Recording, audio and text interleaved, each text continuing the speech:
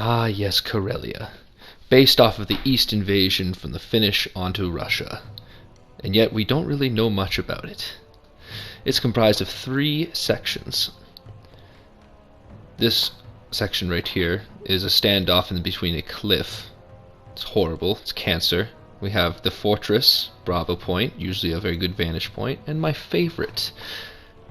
This is 2 capture flags you can have here. You have on our side, I believe it's A point, and on their side, C point. And I just love all the hills and the trails that you can traverse along here. It's usually my favorite area to go to. This rock right here will be the main point of this story, this whole situation. That will be my defense. What's strategically advantageous? The strategic advantage of this area is it basically overlooks the enemy spawn, and it overlooks partially the Charlie flag. And I'm going to produce another example here. As you can see, it is definitely the spawn because you have fascist troops descending upon it. So besides being able to look at spawn at one of the points, it also has a slight view of anyone exiting the Bravo point on the hill.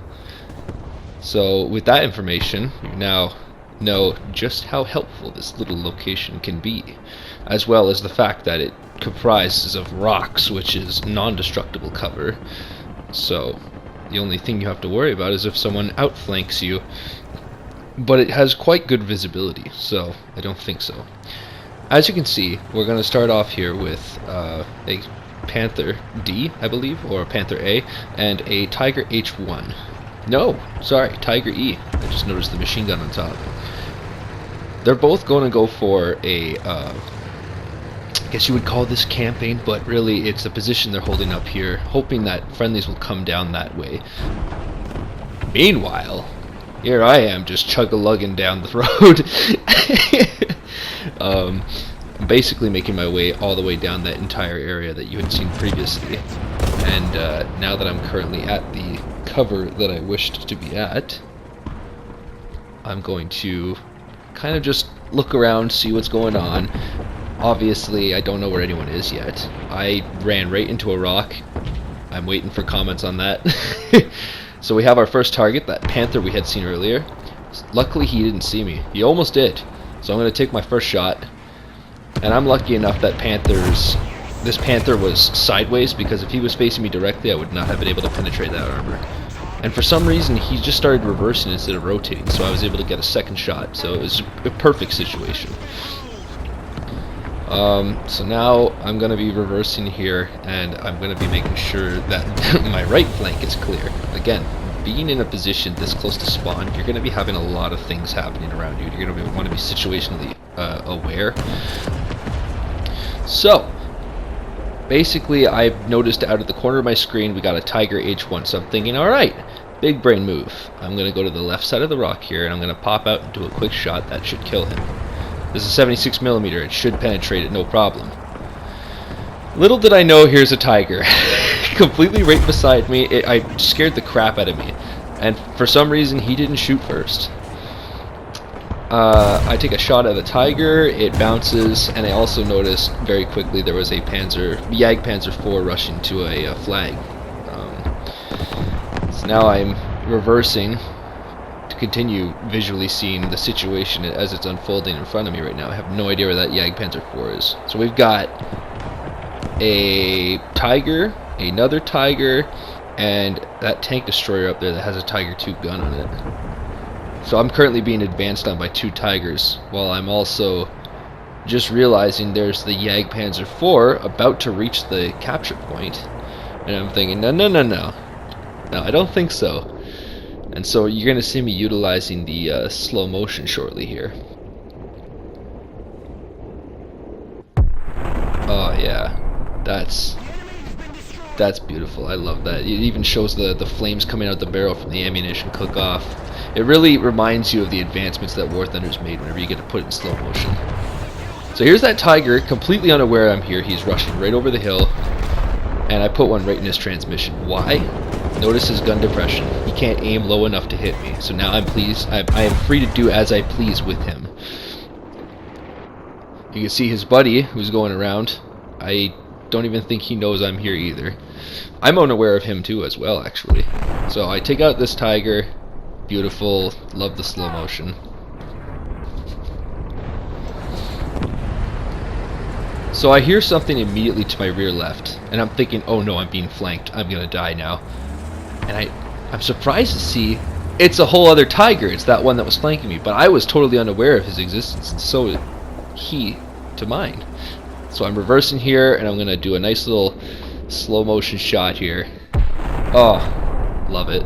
Because the nature of the 76mm gun that I'm using, it penetrates tigers very easily at this distance. Thankfully, that's been the situation with all these engagements.